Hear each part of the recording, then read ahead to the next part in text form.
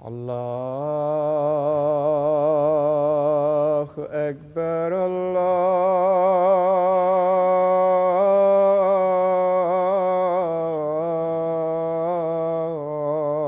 الله أكبر الله أكبر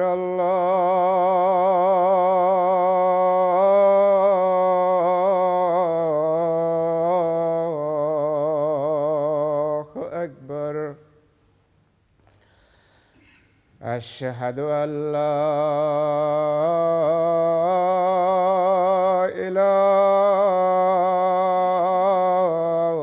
إله إلا الله أشهد أن لا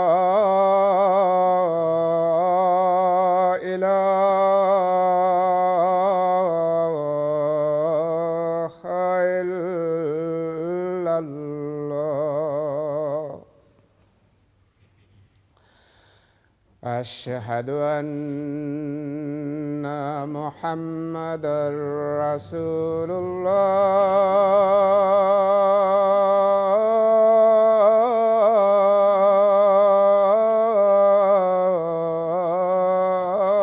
الله أشهد أن محمدًا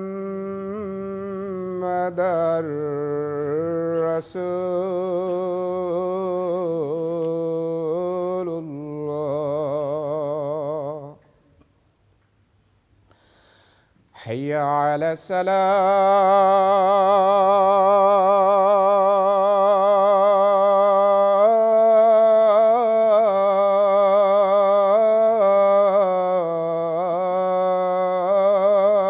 الصلاة حي على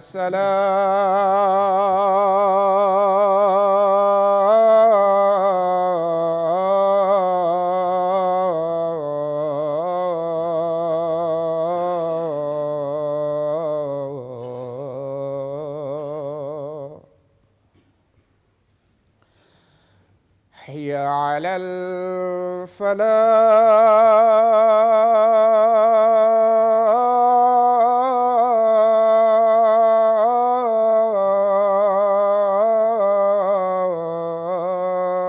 الفلاح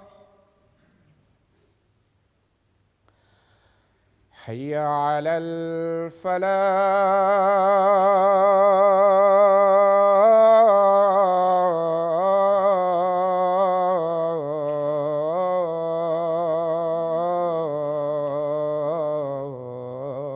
الفلاح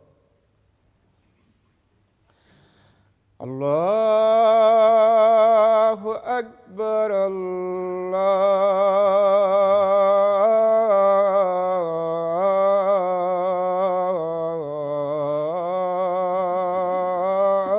الله أكبر لا إله إلا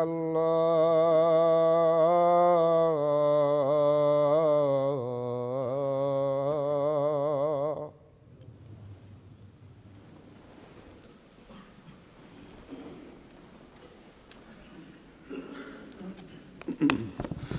السلام عليكم ورحمة الله.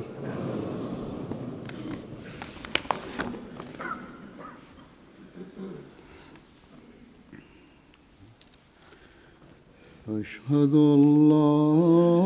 إله إلا الله وحده لا شريك له وأشهد أن محمدًا عبده ورسوله أما بعد فأعوذ بالله من الشيطان الرجيم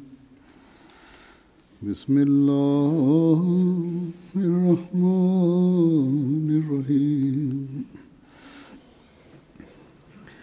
الحمد لله رب العالمين الرحمن الرحيم مالك يوم الدين إياك نعبد وإياك نستعين اهدنا الصراط المستقيم صراط الذين أنعمت عليهم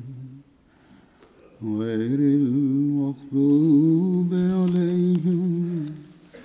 ولا الضالين.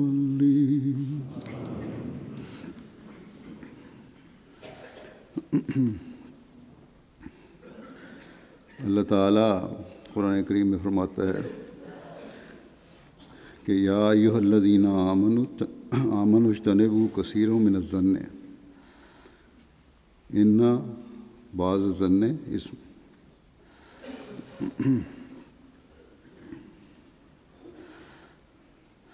کہ اے لوگوں جو ایمان لائے ہو، ظن سے بکثرت اجتناب کیا کرو، بچا کرو، یقیناً بعض ظن گناہ ہوتے ہیں. حضرت مسیح موعود علیہ السلام نے ایک جگہ اس بارے میں فرمایا کہ فساد اس سے شروع ہوتا ہے کہ انسان ظنون فاسدہ اور شکوک سے کام لینا شروع کرے. اگر نیک ظن کرے تو پھر کچھ دینے کی توفیق مل جاتی ہے. جب پہلی منزل پر خطا کی تو پھر منزل مقصود پر پہنچنا مشکل ہے. فرمایا بدظنی بہت بری چیز ہے، انسان کو بہت سی نیکیوں سے محروم کر دیتی ہے، اور پھر بڑھتے بڑھتے یہاں تک نوبت پہنچ جاتی ہے کہ انسان خدا پر بدظنی شروع کر دیتا ہے. پھر ایک جگہ آپ نے فرمایا کہ باطن میں ہم تصرف نہیں کر سکتے، یعنی کسی کے دل تک ہماری پہنچ نہیں ہو سکتی، اور اس کا تصرف کرنا گناہ ہے. انسان ایک آدمی کو بد خیال کرتا ہے اور پھر آپ اس سے بدتر ہوتا ہے. سوء ظن جلدی سے کرنا اچھا نہیں ہوتا، بدظنی میں جلدی کرنا اچھا نہیں ہوتا. تصرف فی العباد ایک نازک امر ہے، یعنی یہ خیال کرنا کہ ہماری لوگوں کے دلوں تک پہنچ ہے، یہ بہت حساس معاملہ ہے، بہت نازک چیز ہے. کیوں نازک اور حساس ہے؟ فرمایا اس لیے کہ اس نے بہت سی قوموں کو تباہ کر دیا کہ انہوں نے انبیاء اور ان کے اہل بیت پر بدظنیاں کی، اور پھر جیسا کہ پہلے فرمایا پھر خدا تعالیٰ پر بھی بدظنی شروع ہو جاتی ہے.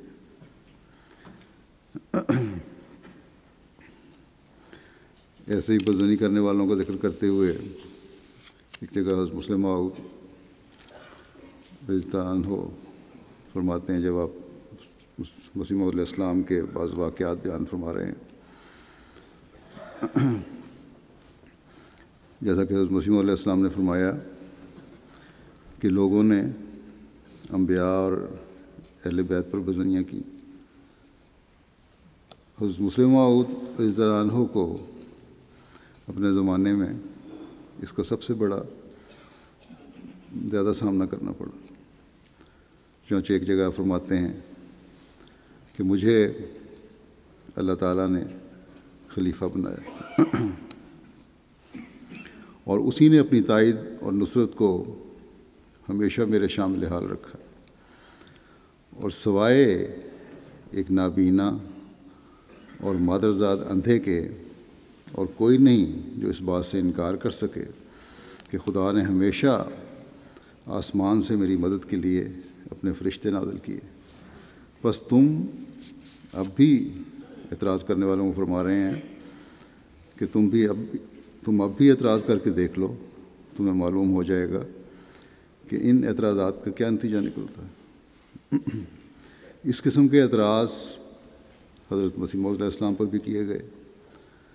چنانچہ ایک دفعہ جب کسی نے ایسا ہی اعتراض کیا تو آپ نے فرمایا، یعنی چندہ دینے کے بارے میں، کہ تم پر حرام ہے کہ آئندہ سلسلے کے لیے ایک حبہ بھی بھیجو، پھر دیکھو کہ خدا کے سلسلے کو کیا نقصان پہنچ سکتا ہے۔ فرمایا میں بھی ان لوگوں کو اسی طریق پر کہتا ہوں کہ تم پر حرام ہے کہ آئندہ ایک پیسہ بھی سلسلے کی مدد کے لیے دو، جو اعتراض کرتے ہیں کہ غلط رنگ میں خرچ کیا جاتا ہے اور خلیفہ وقت اس کو غلط خرچ کرتا ہے۔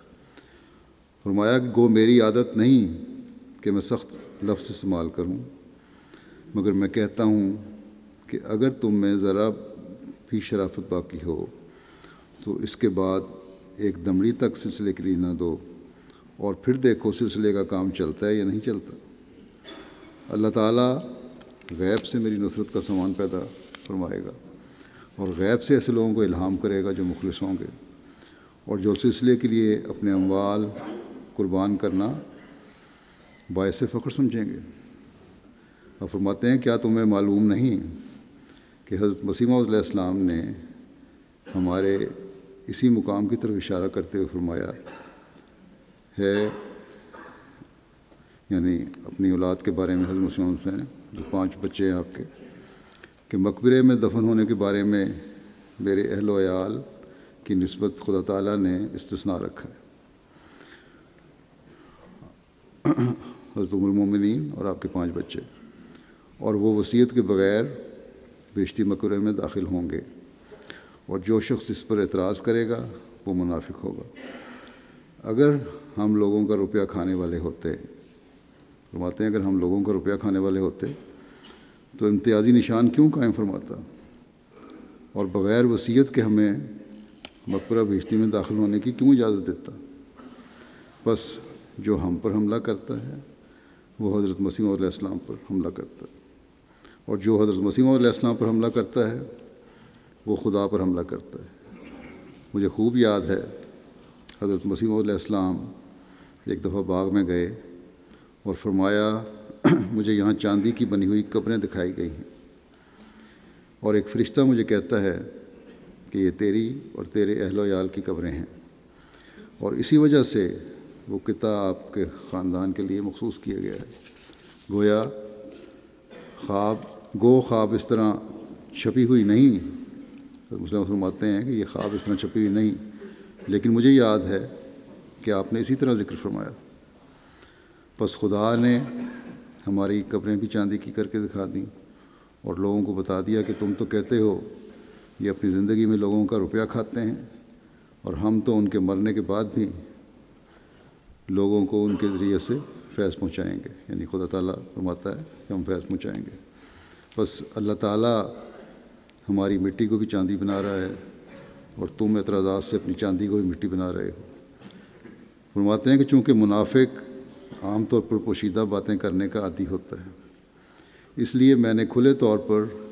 ان باتوں پر روشنی ڈال دی ہے، ورنہ مجھے اس بات سے سخت شرم آتی ہے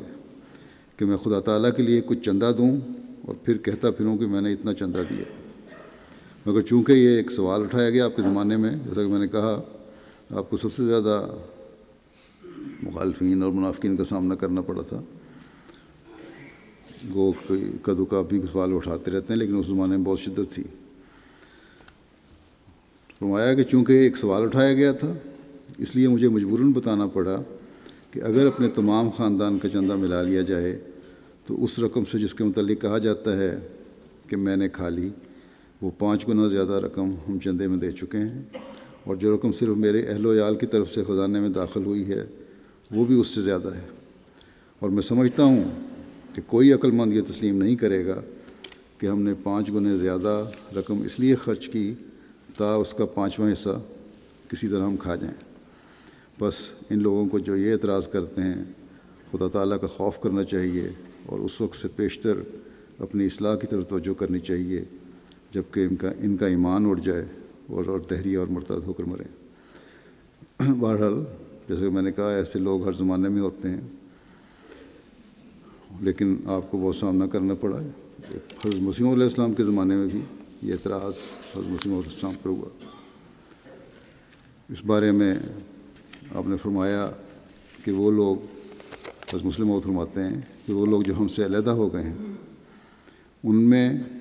اپنے بھائیوں پر بدظنی کرنے کی عادت تھی۔ اس کا نتیجہ یہ ہوا کہ وہ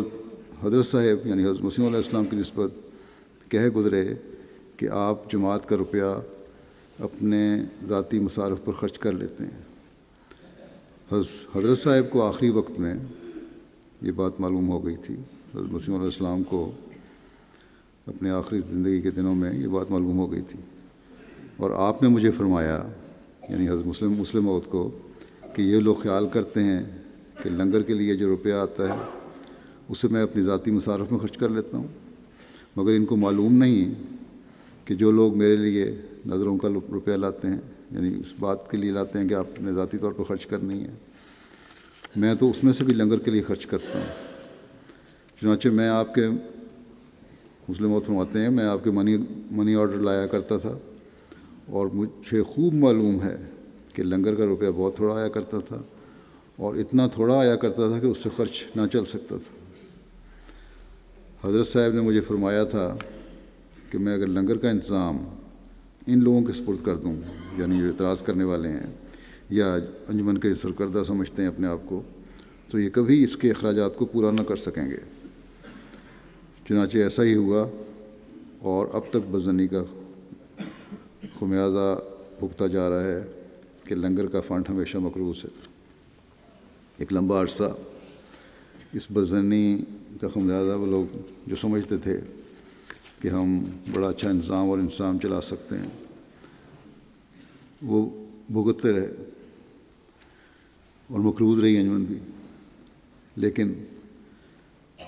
کیونکہ حضرت مسیح علیہ السلام کی دعائیں بھی تھیں جماعت کے ساتھ، اب جو کشائش ہے جماعت کو، یہ بھی حضرت مسیح علیہ السلام کی دعاؤں اور اللہ تعالیٰ کے وعدوں کا نتیجہ ہے، یہ کسی کی ذاتی کوشش نہیں۔ اللہ تعالیٰ کے فضل سے حضرت مسیح علیہ السلام کا لنگر بھی دنیا کے ہر ملک میں چل رہا ہے۔ پھر ایک واقعہ کا ذکر، واقعہ جس کا تعلق روحانیت کے ساتھ ہے، انبیاء کی زندگی اور ان کے بعد کی زندگی، انبیاء کے زمانے میں جماعت کی حالت اور ان کے بعد جماعت کی حالت سے جس کا تعلق ہے وہ بھی بیان کرتا ہوں۔ اللہ تعالیٰ اپنے نبی دنیا میں اس لیے بھیجتا ہے کہ دنیا میں جو روحانی انحطاط شروع ہو چکا ہے اس کی اصلاح کرے۔ جو گراوٹ لوگوں میں آ گئی ہے روحانی طور پر، اس کی اصلاح کرے۔ انبیاء اس لیے آتے ہیں اور لوگوں کو روحانی ترقیات تک لے کر جاتے ہیں۔ گو جب انبیاء کے ماننے والوں کی تعداد بڑھنے لگتی ہے، ان کے ماننے والوں کی روحانی ترقیات کے ساتھ ساتھ مادی ترقیات بھی ملتی ہیں، لیکن مادی اور دنیاوی ترقیات کے معیار نبی کی زندگی کے بعد بہت بڑھ جاتے ہیں۔ یہی ہم دیکھتے ہیں اللہ تعالیٰ کے فضل سے انبیاء کی زندگی میں بھی اور حضرت مسیح علیہ السلام کے جماعت میں بھی۔ تاہم روحانی ترقی کے لحاظ سے نبی کا زمانہ جو اپنا مقام رکھتا ہے وہ بعد میں آنے والا زمانہ نہیں رکھ سکتا۔ ترقی، روحانی ترقی نبی کے زمانے میں بہت بڑی ہوتی ہے، چاہے مادی ترقی بہت کم ہو۔ بعد میں دنیاوی ترقی ملتی ہے اور اللہ تعالیٰ کے وعدوں کے مطابق ملتی ہے، لیکن روحانیت میں کمی ہو جاتی ہے۔ اس بات کی ایک جگہ حضرت مسلم موعود رضی اللہ عنہ نے وضاحت فرمائی ہے، اور حضرت مسیح علیہ السلام کا ایک واقعہ بیان فرمایا۔ فرماتے ہیں کہ نبی کی وفات کے مان بعد سے روحانی لحاظ سے رات کا زمانہ شروع ہو جاتا ہے، لیکن جسمانی لحاظ سے نبی کی وفات طلوع فجر پر دلالت کرتی ہے اور مان بعد سے طلوع آفتاب یعنی ظاہری کامیابیوں کا نظارہ نظر آنا شروع ہو جاتا ہے۔ ایسا ہی رسول کریم صلی اللہ علیہ وسلم کے زمانے میں ہوا، ایسا ہی مسیح ناصری اور موسیٰ کے زمانے میں ہوا، اور ایسا ہی اب حضرت مسیح موعود علیہ الصلوۃ والسلام کے زمانے میں ہوا۔ آپ کے زمانے میں جو آخری جلسہ ہوا اس میں 700 آدمی جمع ہوئے تھے، اور اس وقت جو حضرت مسیح علیہ السلام نے بیان فرمایا وہ سننے کے قابل ہے۔ حضرت مسلم موعود فرماتے ہیں کہ مجھے یاد ہے آپ سیر کے لیے باہر تشریف لے گئے تو ریتی چھلے میں جہاں بڑ کا درخت ہے وہاں لوگوں کی کثرت اور ان کے ازدحام کو دیکھ کر حضرت مسیح موعود نے فرمایا، معلوم ہوتا ہے کہ ہمارا کام ختم ہو چکا ہے، کیونکہ اب غلبے اور کامیابی کے آثار ظاہر ہو گئے ہیں۔ پھر آپ بار بار احمدیت کی ترقی کا ذکر کرتے اور فرماتے کہ اللہ تعالیٰ نے احمدیت کو کس قدر ترقی بخشی ہے، اب تو ہمارے جلسے میں 700 آدمی شامل ہونے کے لیے آ گئے ہیں۔ یعنی یہ ترقی اس وقت آپ نے فرمایا کہ اتنے آدمی لوگ آ گئے ہیں، لگتا ہے میرا کام ختم ہو گیا۔ اب یہ اتنی بڑی کامیابی ہے کہ میں سمجھتا ہوں کہ جس کام کے لیے اللہ تعالیٰ نے مجھے بھیجا تھا وہ پورا ہو چکا ہے، اب احمدیت کو کوئی مٹا نہیں سکتا۔ یہ فرمایا حضرت مسیح موعود علیہ السلام نے۔ حضرت مسلم موعود فرماتے ہیں یہ تھا آپ کا توکل اور اللہ تعالیٰ پر یقین۔ جب 700 آدمی جلسے پہ آ گئے آپ نے فرما دیا کہ اب اتنی تعداد ہو گئی کہ احمدیت کوئی مٹا نہیں سکتا، اب اللہ تعالیٰ کے فضل سے دنیا میں احمدیت پہنچی ہوئی ہے۔ حضرت مسلم موعود فرماتے ہیں کہ مجھے یاد ہے کہ جب لنگر خانے کا خرچہ بڑھا اور کثرت سے قادیان میں مہمان آنے شروع ہو گئے تو حضرت مسیح موعود علیہ السلام کی خاص طور پر یہ فکر پیدا ہو گیا کہ اب ان اخراجات کے پورا ہونے کی کیا صورت ہوگی، مگر اب یہ حالت ہے کہ خدا کے فضل سے ایک ایک احمدی لنگر خانے کا سارا خرچ دے سکتا ہے۔ اب یہ حضرت مسلم موعود کے زمانے کی بات ہے اور اب اللہ تعالیٰ کے فضل سے مزید وسعت پیدا ہو چکی ہے۔ فرماتے ہیں جب حضرت مسیح موعود علیہ السلام نے زلزلے کے متعلق اپنی پیشگوئیوں کی اشاعت فرمائی تو قادیان میں کثرت سے احمدی دوست آ گئے۔ حضرت مسیح موعود علیہ الصلوۃ والسلام بھی دوستوں سمیت باغ میں تشریف لے گئے اور وہاں خیموں میں رہائش شروع کر دی۔ چونکہ ان دنوں قادیان میں زیادہ کثرت سے مہمان آنے لگ گئے تھے، ایک دن آپ نے ہماری والدہ سے فرمایا کہ اب تو روپے کی کوئی صورت نظر نہیں آتی، بہت زیادہ اخراجات شروع ہو گئے ہیں، میرا خیال ہے کہ کسی سے قرض لے لیا جائے۔ یہ حضرت مسیح علیہ السلام نے فرمایا، کیونکہ اب اخراجات کے لیے کوئی روپیہ پاس نہیں رہا۔ تھوڑی دیر کے بعد آپ ظہر کی نماز کے لیے تشریف لے گئے۔ جب واپس آئے تو اس وقت مسکرا رہے تھے۔ واپس آنے کے بعد پہلے آپ کمرے میں تشریف لے گئے اور پھر تھوڑی دیر کے بعد باہر نکلے اور والدہ سے فرمایا کہ انسان باوجود خدا تعالیٰ کے متواتر نشانات دیکھنے کے بعض دفعہ بزنی سے کام لے لیتا ہے۔ میں نے خیال کیا تھا کہ لنگر کے لیے روپیہ نہیں، اب کہیں سے قرض لینا پڑے گا، مگر جب میں نماز کے لیے گیا تو ایک شخص جس نے میلے کچیلے کپڑے پہنے ہوئے تھے وہ آگے بڑھا اور اس نے ایک پوٹلی میرے ہاتھ میں دے دی۔ میں نے اس کی حالت دیکھ کر سمجھا کہ اس میں کچھ پیسے ہوں گے، بھاری تھی اس لیے کوائن کی وجہ سے، سکوں کی وجہ سے اس میں وزن آ گیا اور چند پیسے ہوں گے، مگر جب گھر آ کر اسے کھولا تو اس میں سے کئی 100 روپیہ نکل آیا۔ اب دیکھو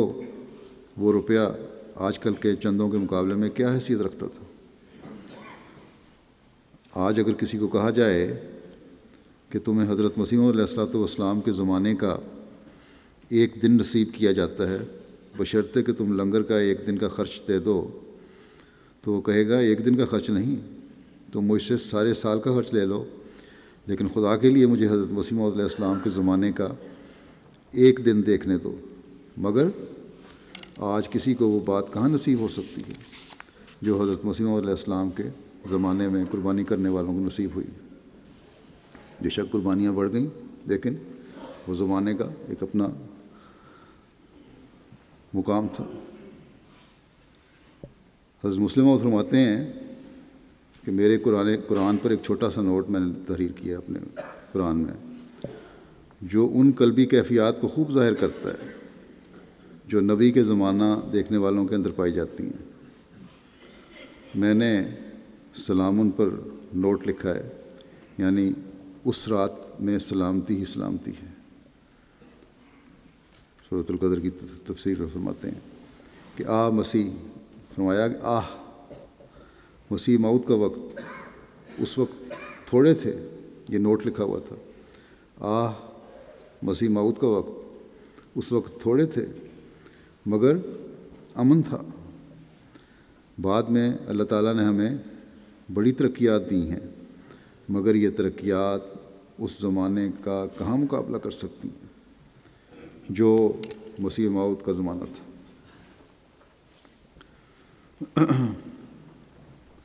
بے شک آج دنیاوی لحاظ سے لوگ ہماری بات زیادہ سنتے ہیں، زیادہ لوگوں تک ہماری پہنچ ہے، بڑے بڑے سیاستدانوں تک اور حکومتوں تک کو بھی ہم بات سنا دیتے ہیں۔ حضرت مسیح موعود علیہ السلام کے زمانے کے لحاظ سے مالی طور پر بھی جماعت زیادہ مضبوط ہے۔ آج ایک ایک آدمی جتنا چندہ دیتا ہے، حضرت مسیح علیہ السلام کے زمانے میں سال بلکہ 2 سال میں بھی اتنا چندہ نہیں آتا تھا، مگر اس کے باوجود یہ کوئی نہیں کہہ سکتا کہ یہ زمانہ اس زمانے سے بہتر ہے۔ لیکن اس کے باوجود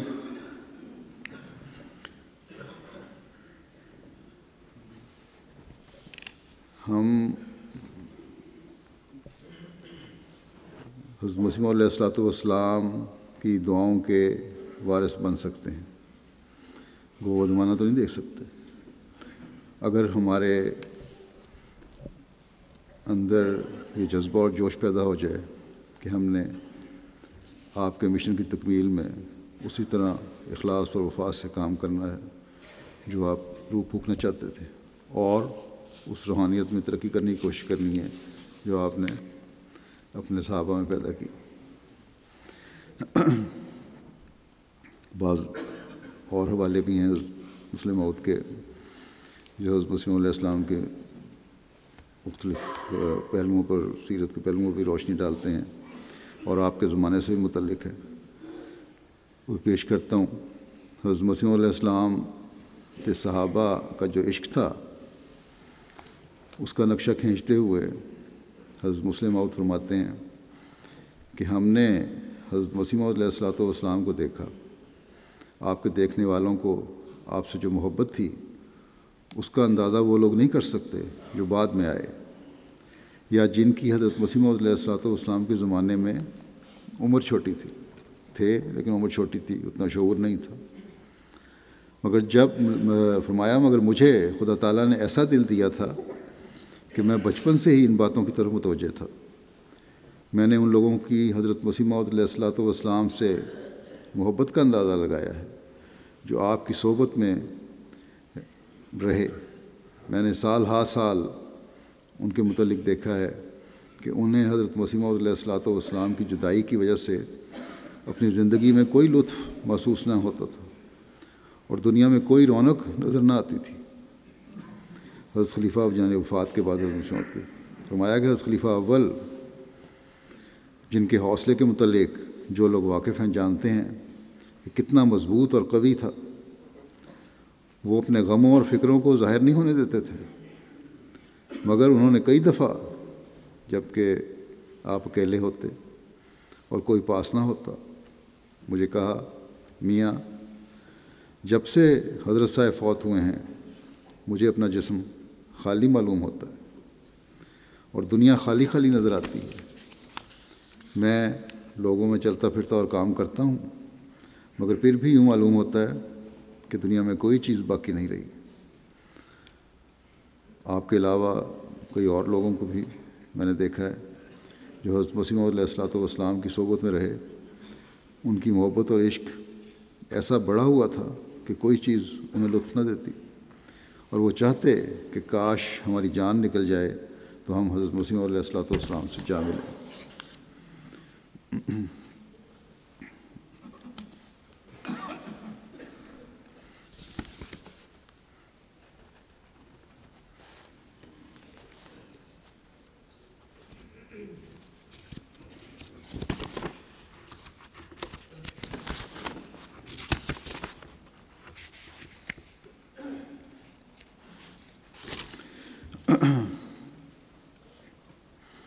پھر ایک جگہ کارکنوں کو نصیحت کرتے ہوئے، جماعتی کارکن جو ہیں خاص طور پہ ایسے ممالک میں جہاں مہنگائی بھی بہت ہے اور غربت بھی بہت ہے، ان کو نصیحت کرتے ہوئے آپ نے فرمایا خدا سے مانگیں بجائے اس کے کہ انجمن پر نظر ہو کسی کی، اور اس حوالے سے حضرت مسیح علیہ الصلوۃ والسلام کی ایک چھوٹی سی بات کی مثال حضرت مسلم موعود نے دی ہے۔ فرماتے ہیں کہ حضرت مسیح علیہ الصلوۃ والسلام کو بھی بہت سردی محسوس ہوتی تھی، اس لیے آپ مشک کھایا کرتے تھے۔ یہ دیسی حکیموں کا نسخہ ہے، مشک کھانے سے سردی دور ہوتی ہے، اور جیب میں رکھ لیا کرتے تھے شیشی بھر کے، اور ضرورت کے وقت استعمال کر لیا کرتے تھے، اور فرمایا کرتے تھے کہ ایک شیشی، چھوٹی سی شیشی جیب میں آ جاتی ہے، 2 سال تک چلتی ہے، لیکن جب خیال آتا ہے کہ مشک تھوڑی رہ گئی ہے اور شیشی دیکھتا ہوں تو وہ ختم ہو جاتی ہے۔ جب تک دیکھا نہیں جاتا کھاتے رہتے ہیں اور اس میں برکت پڑتی رہتی ہے۔ فرمایا کہ جب میں دیکھتا ہوں تو کچھ عرصے بعد ختم ہو جاتی ہے۔ بس فرمایا مسلم موعود نے کہ اللہ تعالیٰ اپنے بندوں کو غیب سے رزق بھیجتا ہے، اور اس کے رزق بھیجنے کے طریقے نرالے ہیں، بس تم اس ذات سے مانگو جس کا خزانہ خالی نہیں ہوتا۔ انجمن سے کیوں مانگتے ہو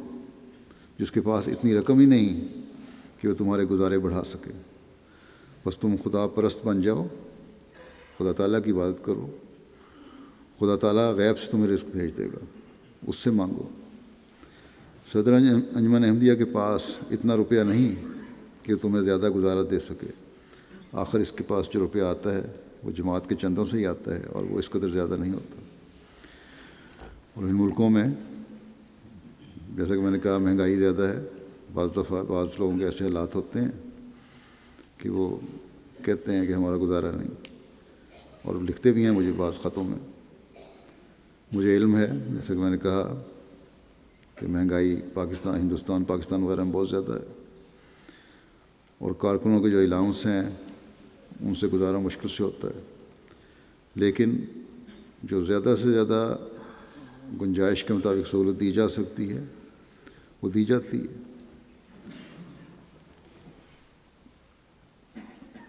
ان کو ایسے لوگوں کو ان لوگوں کی طرف بھی دیکھنا چاہیے جو انتہائی غربت میں گرفتار ہیں، بچوں کے اور اپنے علاج کی بھی توفیق نہیں بیماری کی صورت میں۔ بس اللہ تعالیٰ کا شکر کرنا چاہیے اور اس پر توکل اور کرنے کی زیادہ ضرورت ہے، اور اس کی طرف اپنی ضروریات کے لیے جھکنے کی ضرورت ہے بجائے اس کے کہ ادھر ادھر دیکھا جائے۔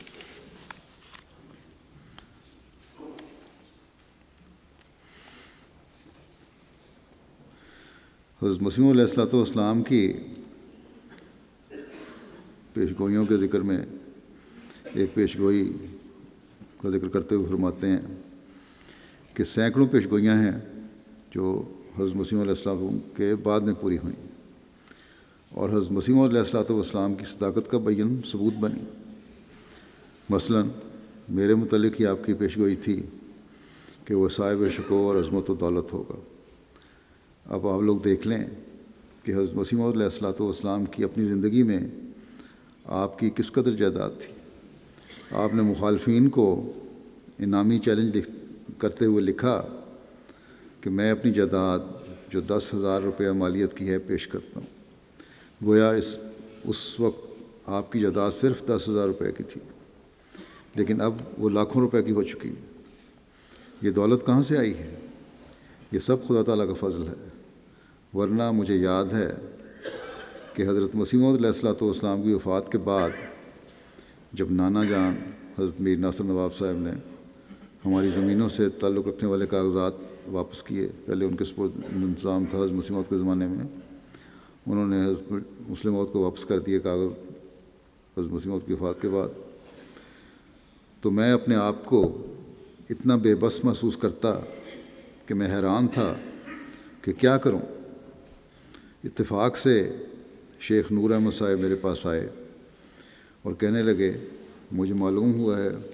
کہ آپ کو ایک ملازم کی ضرورت ہے، آپ مجھے رکھ لیں، زمین کا انتظام سنبھالنے کے لیے مینیجر کی ضرورت ہے۔ میں نے کہا میں تنخواہ کہاں سے دوں گا، میرے پاس تو نہ کوئی رقم ہے جس سے تنخواہ دے سکوں اور نہ جائیداد سے اتنی آمد کی توقع ہے۔ انہوں نے کہا آپ جو چھوٹی سے چھوٹی تنخواہ دینا چاہتے ہیں وہ دے دیں، اور پھر انہوں نے خود ہی کہہ دیا کہ آپ مجھے 10 روپیہ ماہوار دے دیں۔ چنانچہ میں نے انہیں ملازم رکھ لیا اور یہ خیال کیا کہ چلو اس قدر تو آمد ہو ہی جائے گی، لیکن بعد میں اللہ تعالیٰ نے ایسا فضل کیا کہ جوں جوں شہر ترقی کرتا گیا اس جائیداد کی قیمت بھی بڑھتی چلی گئی۔ جب قرآن کریم کے پہلے ترجمے کے چھپوانے کا سوال پیدا ہوا، اب لوگ سوال یہ بھی اعتراض کرتے ہیں کہ پیسہ خرچ کیا یا کہاں سے آیا، تو اس کا جواب بھی اس میں آ گیا۔ فرماتے ہیں کہ جب قرآن کریم کے پہلے ترجمے کے چھپوانے کا سوال پیدا ہوا تو میں نے چاہا کہ اس ترجمے کی اشاعت کا سارا خرچ ہمارا خاندان ہی برداشت کرے، یعنی آپ اور آپ کے بھائی بہن۔ میں نے اس وقت شیخ نور احمد صاحب کو بلوایا اور ان سے کہا کہ اس وقت مجھے 2000 روپے کی ضرورت ہے، کیا اس قدر روپیہ مہیا ہو سکتا ہے؟ انہوں نے کہا کہ آپ زمین کا کچھ حصہ مکانات کے لیے فروخت کرنے کی اجازت دے دیں تو پھر جتنا چاہیں روپیہ آ جائے گا۔ چنانچہ میں نے کچھ زمین فروخت کرنے کی اجازت دے دی۔ یہ زمین 50 کنال کے قریب تھی اور اس جگہ واقع تھی جہاں بعد میں محلہ دارالفضل آباد ہوا۔ تھوڑی دیر کے بعد شیخ صاحب آئے اور ان کے ہاتھ میں روپیوں کی تھیلی تھی۔ انہوں نے کہا یہ 2000 روپیہ ہے اور اگر آپ کو 10,000 کی بھی ضرورت ہو تو وہ بھی مل سکتا ہے۔ میں نے کہا اس وقت مجھے اتنے روپے کی ضرورت تھی کیونکہ قرآن کریم کی اشاعت کے لیے روپیہ چاہیے تھا، زیادہ کی ضرورت نہیں۔ چنانچہ اس طرح قادیان کے جو محلہ دارالفضل ہے اس کے بارے میں آپ فرما رہے ہیں کہ اس طرح اس محلے کی بنیاد پڑی اور وہ روپیہ اشاعت قرآن میں دے دیا گیا۔ حضرت مسیح موعود علیہ السلام کی قادیان سے محبت کا ذکر کرتے ہوئے حضرت مسلم فرماتے ہیں کس طرح حضرت مسیح علیہ السلام کو محبت تھی اور کس طرح آپ دیکھا کرتے تھے۔ آپ فرماتے ہیں کہ جن مقاموں کے ساتھ خدا تعالیٰ کا تعلق ہوتا ہے وہ ہمیشہ کے لیے متبرک بنا دیے جاتے ہیں۔ قادیان بھی ایک ایسی ہی جگہ ہے، یہاں خدا تعالیٰ کا ایک برگزیدہ مبعوث ہوا اور اس نے یہاں ہی اپنی ساری عمر گزاری اور اس جگہ سے وہ محبت رکھتا تھا۔ چنانچہ اس موقع پر جب کہ حضرت مسیح موعود علیہ السلام لاہور گئے ہوئے تھے،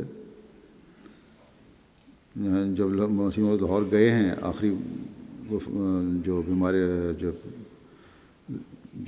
بیماری کے دنوں میں یا آخری دنوں میں جب لاہور گئے وہیں وفات ہوئی ہے اور آپ کا وصال ہو گیا ہے۔ ایک دن مجھے آپ نے ایک مکان میں بلا کر فرمایا کہ محمود دیکھو یہ دھوپ کیسی زرد سی معلوم ہوتی ہے۔ حضرت مسلم موعود کہتے ہیں مجھے تو ویسی ہی معلوم ہوتی تھی جیسی ہر روز دیکھتا تھا۔ تو میں نے کہا کہ نہیں اسی طرح کی ہے جس طرح ہر روز ہوا کرتی ہے۔ حضرت مسلم موعود نے فرمایا نہیں، یہاں کی دھوپ کچھ زرد اور مدھم سی ہے، قادیان کی دھوپ بہت صاف اور عمدہ ہوتی ہے۔ چونکہ آپ نے قادیان میں ہی دفن ہونا تھا اس لیے آپ نے یہ ایک ایسی بات فرمائی جس سے قادیان سے آپ کی محبت اور الفت کا پتہ لگتا ہے۔ پھر ایک واقعہ اپنا بیان کرتے ہیں جو گھوڑ سواری سے تعلق رکھتا ہے، یا حضرت مسیح علیہ الصلوۃ والسلام کی سائیکل اور چلانے اور گھوڑ سواری کے مقابلے اس کا موازنہ کس طرح کیا ہے۔ فرماتے ہیں کہ مجھے یاد ہے کہ کہ حضرت مسیح موعود علیہ السلام نے اپنی وفات سے کچھ عرصے پہلے مجھے گھوڑی خرید کر دی۔ در حقیقت وہ خرید تو نہ کی گئی تھی بلکہ تحفتاً بھیجی گئی تھی۔ اس کی تفصیل یہ ہے کہ میں نے لڑکوں کو سائیکل پر سواری کرتے دیکھا تو میرے دل میں بھی سائیکل کی سواری کا شوق پیدا ہوا۔ میں نے اس کا ذکر حضرت مسیح موعود علیہ السلام کی خدمت میں کیا۔ آپ نے فرمایا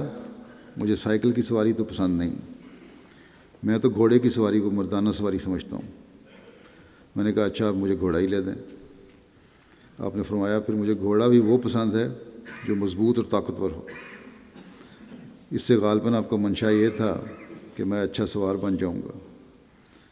تو آپ نے کپورتھلے والے عبدالمجید خان صاحب کو لکھا کہ اچھا گھوڑا خرید کر بھجوا دیں۔ خان صاحب کو اس لیے لکھا کہ ان کے والد صاحب ریاست کے استبل کے انچارج تھے اور ان کا خاندان گھوڑوں سے اچھا واقف تھا۔ انہوں نے ایک گھوڑی خرید کر تحفتاً بھجوا دی اور قیمت نہ لی۔ حضرت مسیح موعود علیہ السلام جب فوت ہوئے تو چونکہ آپ کی وفات کا اثر لازمی طور پر ہمارے اخراجات پر بھی پڑتا تھا، اس لیے میں نے ارادہ کیا کہ اس گھوڑی کو فروخت کر دیا جائے۔ پہلی حصے میں یہ آ گیا کہ حضرت مسیح علیہ السلام کو سواری کی پریفرنس، پھر آگے حضرت مسلم موعود نے اپنے حالات کا بھی ذکر کیا اور وہ واقعہ پورے بیان کر دیتا ہوں کہ اس گھوڑی کی فروخت کر دیا جائے تاکہ اس کے اخراجات کا بوجھ والدہ صاحبہ پر نہ پڑے، کیونکہ اس کے بعد آمد کے ذرائع کم تھے اور حضرت اماں جان ام المومنین پہ بوجھ پڑتا تھا۔ فرمایا کہ مجھے ایک دوست نے جن کو میرا یہ ارادہ معلوم ہو گیا تھا اور جو اب بھی زندہ ہیں کہلا بھیجا کہ یہ گھوڑی حضرت مسیح موعود علیہ السلام کا تحفہ ہے، اسے آپ بالکل فروخت نہ کریں۔ اس وقت میری عمر 19 سال کی تھی۔ وہ جگہ مجھے جہاں یہ بات کہی گئی تھی اب تک یاد ہے۔ میں اس وقت ڈھاب کے کنارے تشییع الاذہان کے دفتر سے جنوب مشرق کی طرف کھڑا تھا۔ جب مجھے یہ کہا گیا کہ یہ گھوڑی حضرت مسیح موعود کا تحفہ ہے اس لیے اسے فروخت نہ کرنا چاہیے، تو بغیر سوچے سمجھے میرے منہ سے جو الفاظ نکلے وہ یہ تھے کہ بے شک یہ تحفہ حضرت مسیح علیہ السلام کا ہے، مگر اس سے بھی بڑا تحفہ حضرت ام المومنین ہے۔ میں گھوڑی کی خاطر حضرت ام المومنین کو تکلیف دینا نہیں چاہتا، چنانچہ میں نے گھوڑی فروخت کر دیا۔ اس سے جیسا کہ میں نے کہا حضرت مسیح علیہ السلام کے مجاہدانہ رجحان کا بھی پتہ لگتا ہے کہ آپ نے گھوڑے کی سواری کو پسند کیا، ترجیح دی باقی چیزوں پر، اور حضرت مسلم موعود کا حضرت ام المومنین کے لیے جو جذبات اور احساسات تھے ان کا بھی پتہ لگتا ہے۔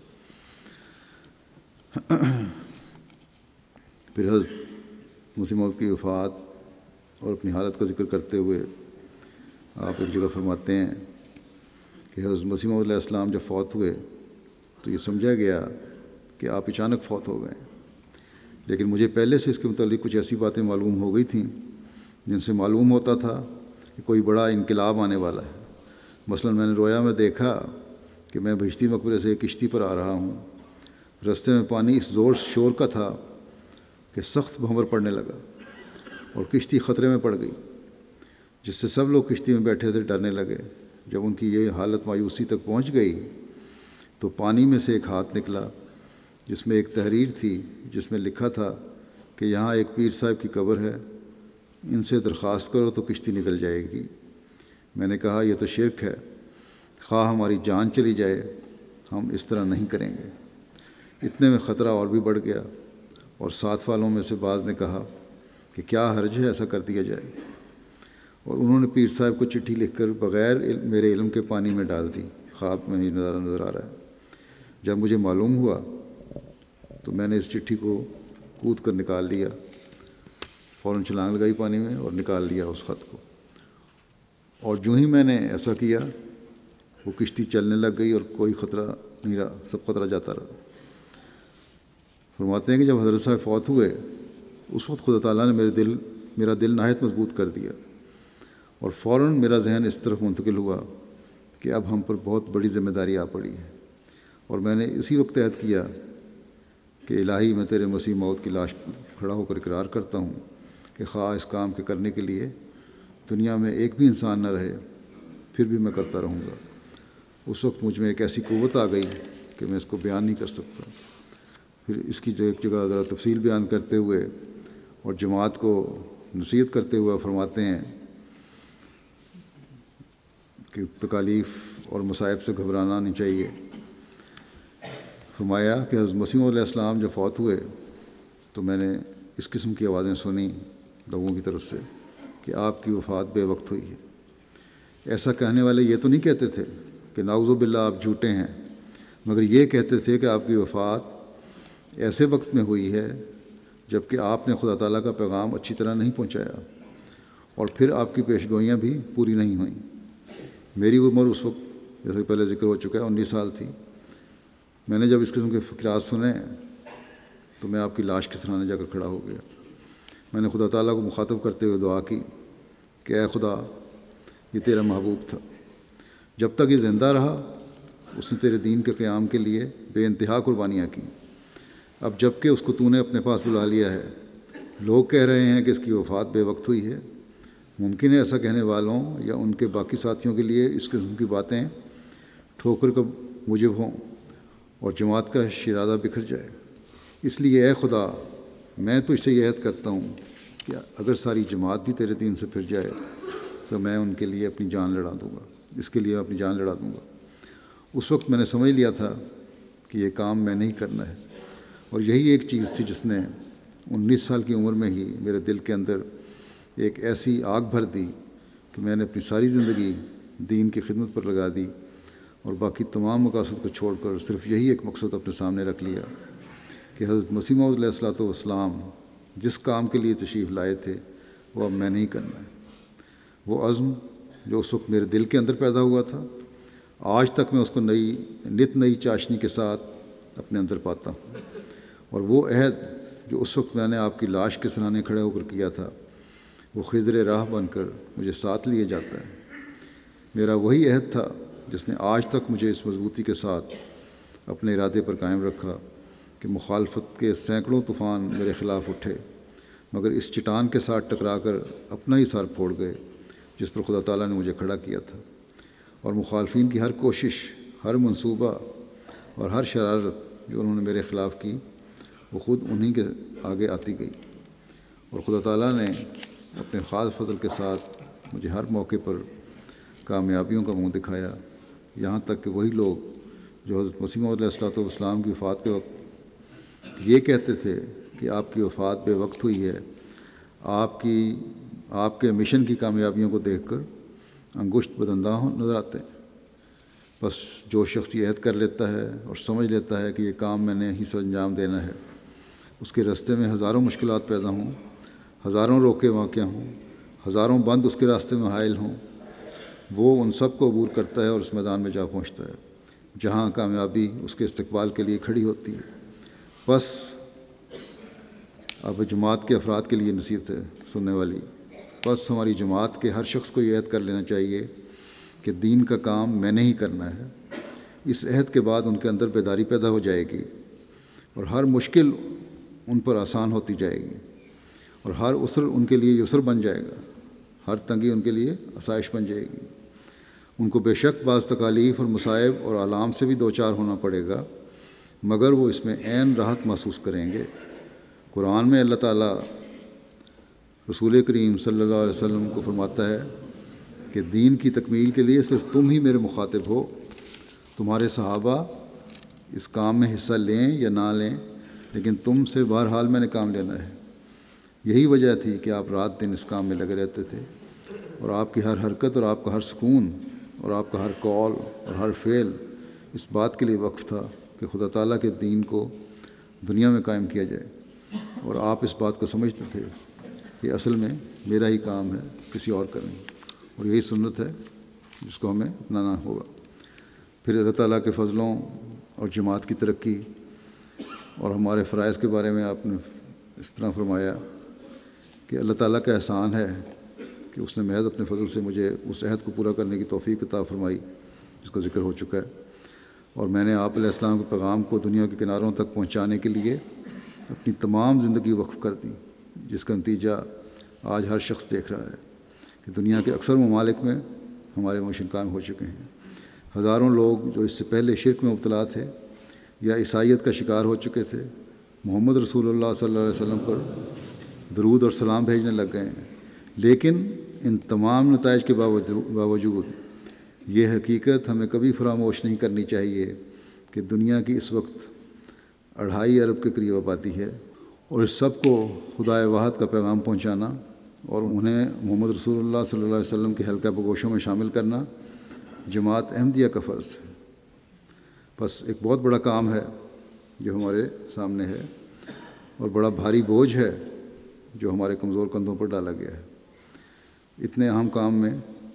اللہ تعالیٰ کی معجزانہ تائید اور نصرت کے سوا ہماری کامیابی کی کوئی صورت نہیں ہو سکتی۔ ہم اس کے عاجز اور حقیر بندے ہیں، اور ہمارا کوئی کام اس کے فضل کے بغیر نتیجہ خیز نہیں ہو سکتا۔ بس اس کے فضلوں کو جذب کرنے کی ہمیں حتی المقدور کوشش کرنی چاہیے۔ اس عہد کا حوالہ دیتے ہوئے جو آپ نے حضرت مسیح موعود کے سراہانے کھڑے ہو کر کیا تھا، اور جو ہم سب کا عہد ہونا چاہیے، کیونکہ اسی سے ترقیات ہونی ہے اور اسی میں ہم جماعت کا فعال حصہ بن سکتے ہیں، کیونکہ یہ خدا تعالیٰ کا کام ہے، اور اصل میں یہ خدا تعالیٰ سے عہد ہے۔ حضرت مسلم موعود نے ایک جگہ فرمایا کہ جب ہم ایک انسان سے ایسا اقرار کر سکتے ہیں جیسا کہ انہوں نے حضرت مسیح موعود علیہ السلام کے سراہانے کھڑے ہو کیا تھا، تو اللہ تعالیٰ کے ساتھ کیوں ایسا اقرار نہیں کر سکتے کہ یا اللہ، اگر تمام دنیا بھی تجھے چھوڑ دے مگر ہم تجھے کبھی نہیں چھوڑیں گے۔ بس یہ عہد ہے جو ہمیں ہر ایک کو کرنے کی ضرورت ہے۔ آج جب کہ غیریت کا بڑا زور ہے دنیا میں، ہمیں اس عہد کو نئے سرے سے کرنے کی ضرورت ہے اور پرجوش طریقے سے نبھانے کی ضرورت ہے، اور اپنے عملوں کو خدا تعالیٰ کی تعلیم کے مطابق ڈھالنے کی ضرورت ہے۔ ہم میں سے ہر ایک کو یہ عہد کرنا چاہیے کہ ہم شرک سے بھی دور رہیں گے، اور حضرت مسیح موعود علیہ السلام کے مشن کی تکمیل کی بھی بھرپور کوشش کریں گے، اور خدا تعالیٰ کے ساتھ جو ہم نے اس زمانے میں حضرت صلی اللہ علیہ وسلم کے جھنڈے کو لہرانے کا عہد کیا ہے، اسے بھی پورا کریں گے انشاءاللہ۔ اللہ تعالیٰ ہمیں اس کی توفیق عطا فرمائے۔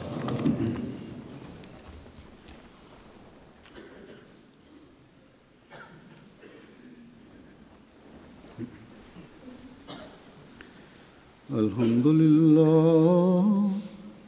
لله نحمده ونستعينه ونستغفره ونؤمن به ونتوكل عليه ونعوذ بالله من شرور أنفسنا ومن سيئات أعمالنا، من يهده الله فلا مضل له ومن يضلله فلا هادي له، ونشهد أن لا إله إلا الله ونشهد أن محمدا عبده ورسوله۔ عباد الله رحمكم الله، إن الله يأمر بالعدل والإحسان وإيتاء ذي القربى وينهى عن الفحشاء والمنكر والبغي، يعظكم لعلكم تذكرون۔ اذكروا الله يذكركم وادعوه يستجب لكم، ولذكر الله أكبر۔